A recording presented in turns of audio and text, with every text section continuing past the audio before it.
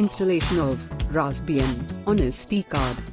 Steps to install Raspbian on SD card.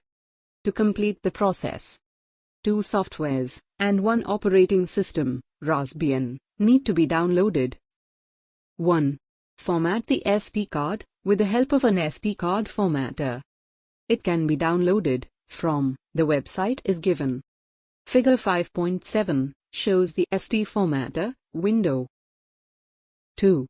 Download Win32 disk imager from website given here. For burning the image of Raspbian on the SD card. Figure 5.8 shows the Win32 disk imager window. Download the Raspbian from the website given here and get the image and burn it on Raspberry Pi. Insert the card in the Raspberry Pi and then wait for about 2 minutes. 5. Connect Raspberry Pi to the computer through local area network. 6.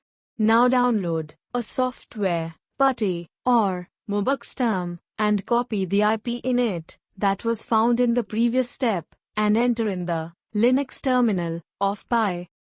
7. Enter the default user ID, Pi and password, Raspberry.